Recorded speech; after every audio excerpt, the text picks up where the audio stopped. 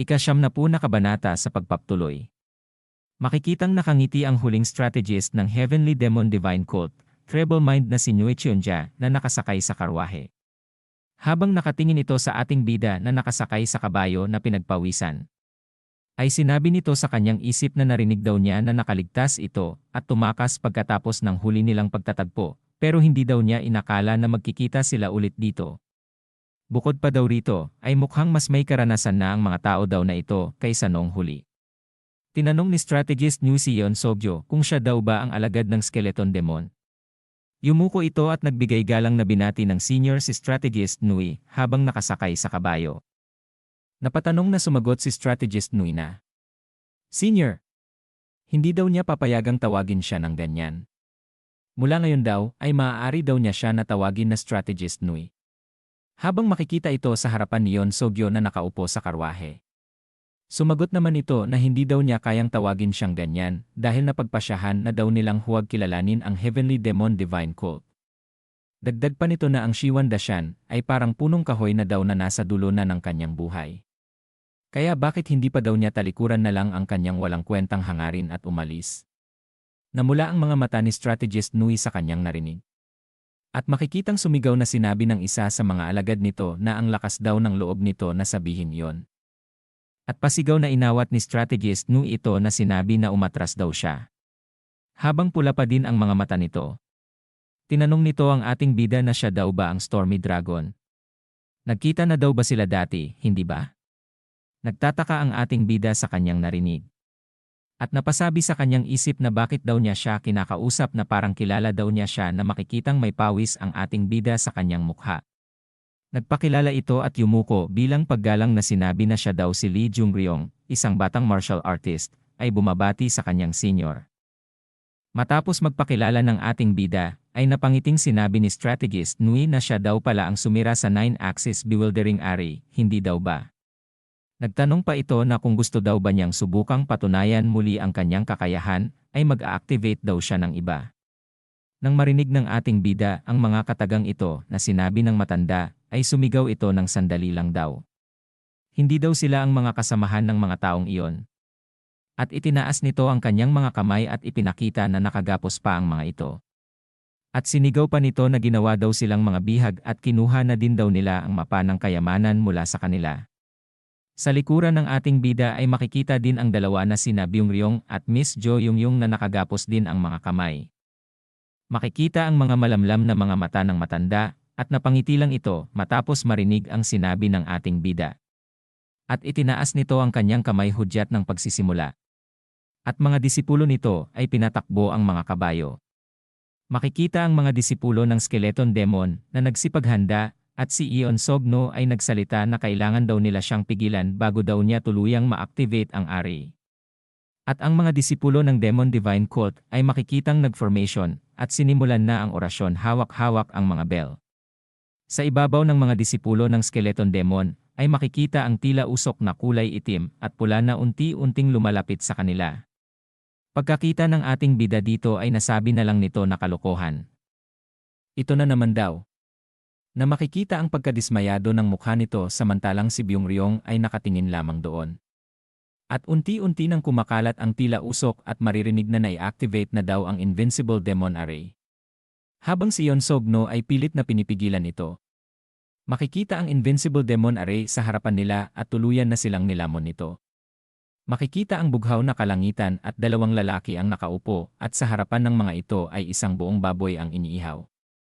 At isang lumang bahay ang makikitang inaagyo na. At sa loob nito ay makikita si Byung-ryong na nakasimangot na sinasabi nito na talagang hindi daw mahuhulaan ang takbo ng buhay, ano? Sino daw bang mag-aakalang ang mga dumukot sa kanila ay magiging mga bihag na rin kasama nila? At makikita ang mga disipulo ng Skeleton Demon ay nakagapos ng kadena sa may haligi. At galit na sumigaw ang lalaking mukhang unggoy na tumahimik daw siya. At magkaharap pala ang dalawa na sinagot ito ni Byung-ryong na tumahimik din daw siya, demonyong unggoy. At sumagot din ito na kung gusto na daw ba niyang mamatay. Napabuntong hininga na lang ang ating bida habang nag-aaway ang dalawa.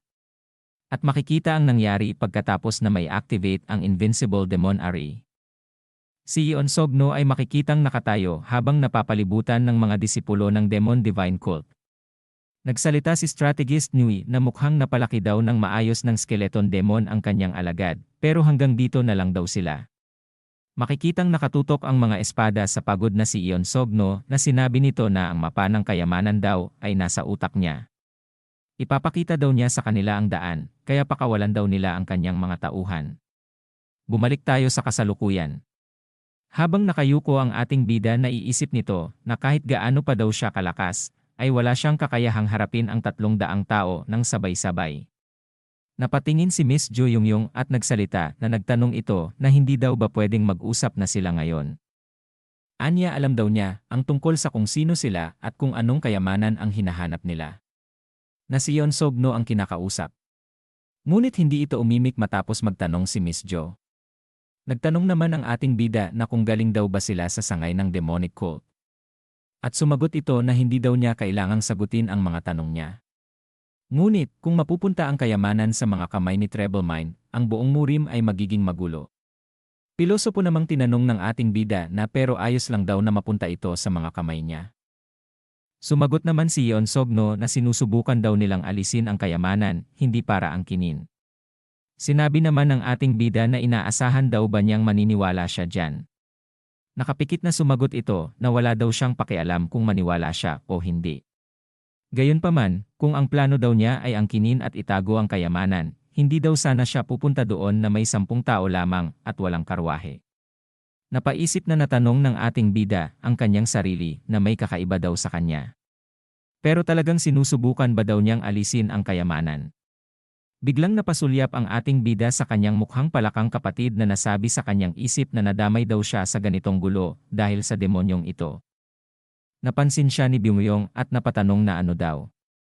Makikitang biglang sumulpot sa harapan ng ating bida si Battle Viper. At laking gulat nito at pati si Byung-yong ay nagulat din, nagtatakang napatanong si Battle Viper kung bakit daw ang daming tao doon. Makikita ang luma at inaagyaw na kulungan ng ating bida at iba pang bihag. Nakatayong nagkakamot ng kanyang ulo si Battle Viper at sinabing Hallmaster. Na di makapaniwala ang ating bida habang nakagapos ito na paano daw siya nakapasok doon.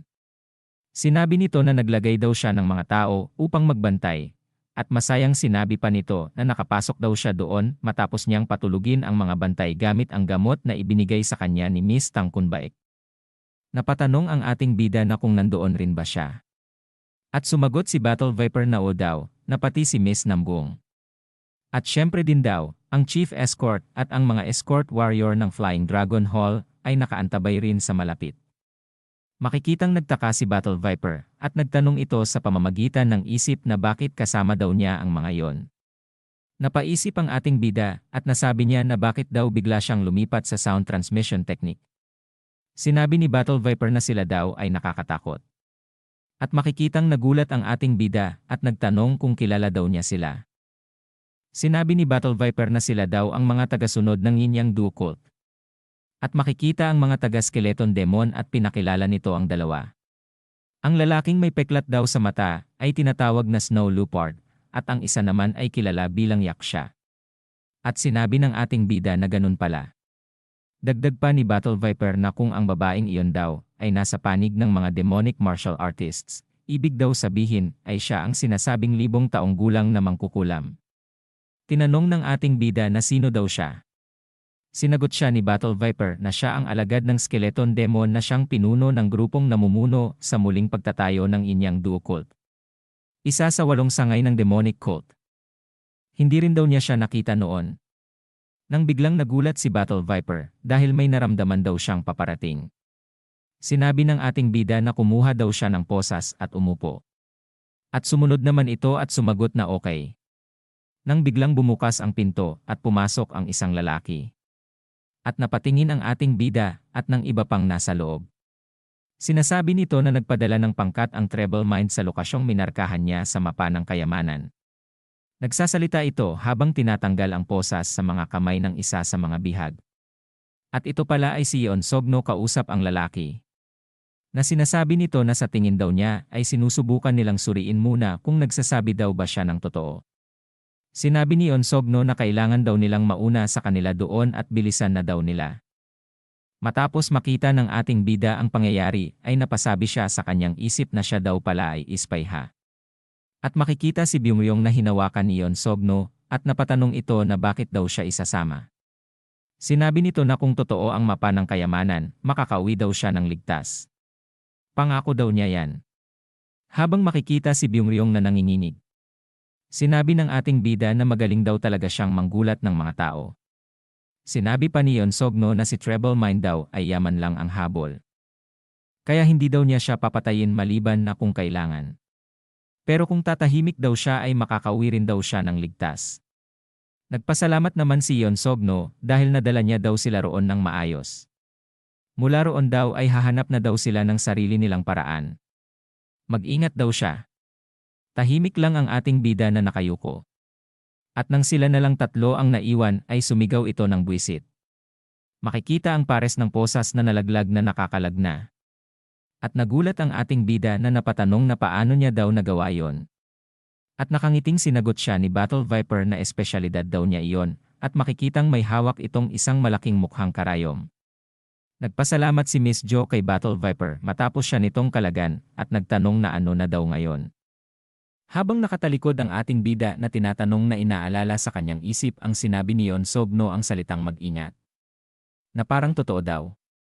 At makikita ang naging nakakatakot na mukha ng ating bida habang nakasuntok ang kamao sa kanyang palad na sinasabing titingnan daw niya ang hinayupak na kayamanang iyon. Na nagtatakang nagtatanong si Battle Viper na gagawin nito na ano. Dumako naman tayo sa ibang lokasyon.